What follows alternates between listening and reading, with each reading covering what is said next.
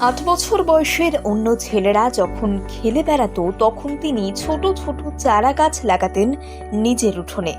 এভাবেই গোটা গ্রামকে সবুজ করে পদ্মশ্রী পেলেন।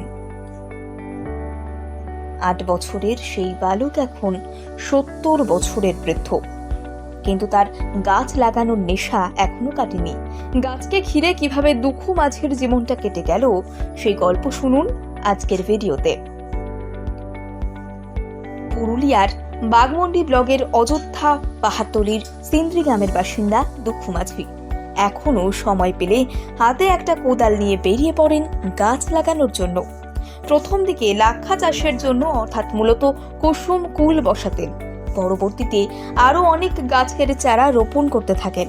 বট গাছ, আম গাছ, জাম গাছ, পলাশ, কাঁঠাল, কৃষ্ণচূড়া গাছের মতো বিভিন্ন গাছ বসিয়ে আসছেন। আর শুধু যে গাছ রোপণ করে আসছেন তা নয়, নিজের হাতে গাছের পরিচর্যাও করেন। নিজের ছেলে মেয়ের মতো মানুষ করেছেন অসংখ্য গাছকে। সেই কাজের জন্য কোনো স্বীকৃতি পাননি, বরং আর্থিক কষ্টের মধ্যেই সংসার চালাতে হয়েছে। তাতে অবশ্য পরোয়া করেননি গাছ দাদু। কোনো স্বীকৃতির, কোনো প্রচার বা কোনো পুরস্কারের আশা না করে পৃথিবীকে আরও কিছুটা সবুজ করে তোলার লড়াই লড়েছেন, যাতে আগামী প্রজন্ম আরও একটু ভালো জীবন বাঁচে, যাতে আগামী প্রজন্ম কিছুটা স্বস্তিতে থাকে। অবশেষে এবার পদ্মশ্রীতে ভূষিত হলেন বাগমন্ডি ব্লকের সেই গাছ দাদু।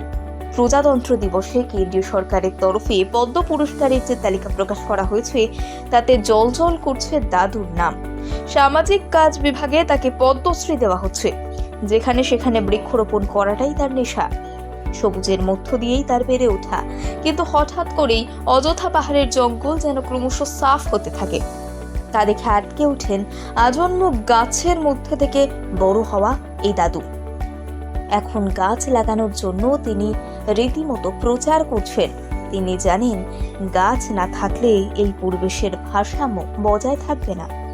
সিন্দ্রি এলাকায় তিনি নিজে হাতে গাছ লাগিয়ে আজও পরিচর্যা করে চলেছেন। বন দপ্তরের বনসৃজন প্রকল্পকে বাঁচাতেও তার চেষ্টার কমতি নেই। রাস্তার পাশে লঙ্কা পাতা বেড়া দিয়ে বন দপ্তরের কত গাছ যে তিনি বাঁচিয়ে চলেছেন তার কোনো ইয়ত্তা নেই। গোটা পুরুলিয়া দেখভাল করার দায়িত্ব যেন নিজের কাঁধে নিয়েছেন। জীবনের শেষ দিন পর্যন্ত এভাবেই পৃথিবীকে সবুজ করে যাবেন তিনি, অঙ্গীকার নিয়েছেন গাছ দাদু।